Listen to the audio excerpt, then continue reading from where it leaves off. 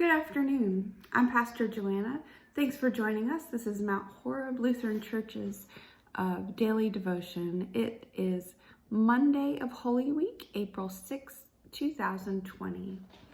And today we are looking at, yesterday we heard Palm Sunday's readings about Jesus's triumphal entry into Jerusalem.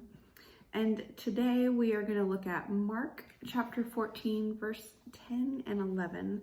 If you have a Bible, open it up and read along. Then Judas Iscariot, who was one of the 12, went to the chief priests in order to betray him. When they heard it, they were greatly pleased, and they promised to give him money. So he began to look for an opportunity to betray him.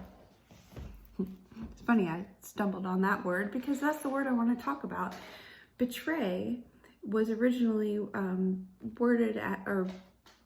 word used in Latin and in Greek was the word handed over, which to me has different meaning behind it.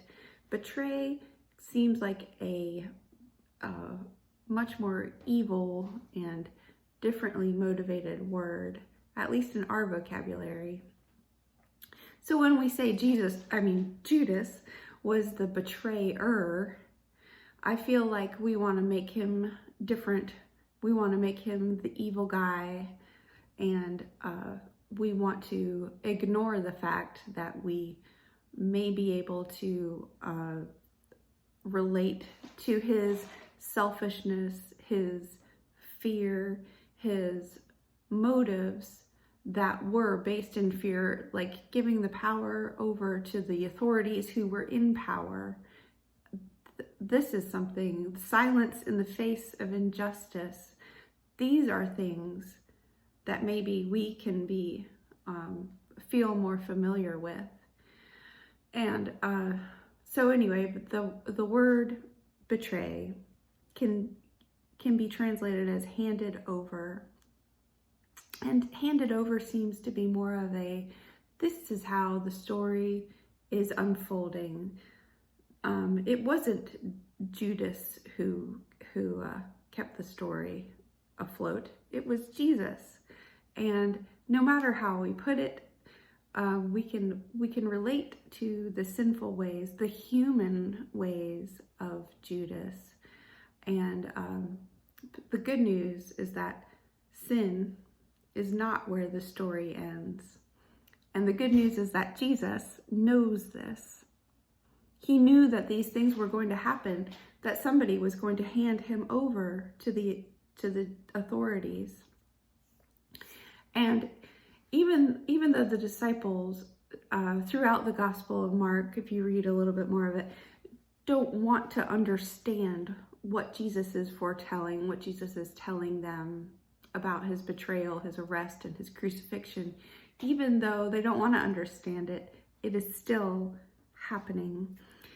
And we too may be wary of what Jesus is doing next. This is what I hear for us today. We may be wary of what Jesus is doing next in our lives, and why Jesus, during this Holy Week, why did it have to happen this way? And again, we want to vilify Judas and his motives, and we want to know his alibi, etc., etc. But we need to remember, Jesus loved and knew Judas. He was one of his disciples, and he knew that he would be handed over by one of them.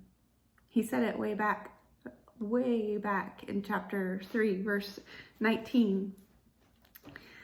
But even though Jesus knew this, he keeps going. He keeps walking the way. He keeps walking the way toward the cross. Jesus knows all of this and what's next in the story of the world's salvation.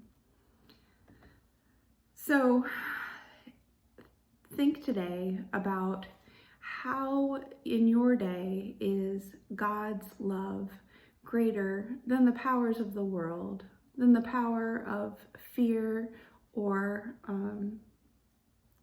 fear in your heart, how is God's love showing you that God is greater than all of these powers?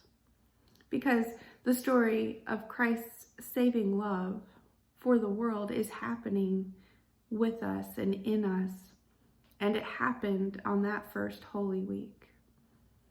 Thanks be to God that Jesus knew all of these things, yet he suffered and died and was raised. And I look forward to seeing you Wednesday during this week, and I hope that you are opening your Bible and picking up your phone and calling your friends. I pray for each and every one of you.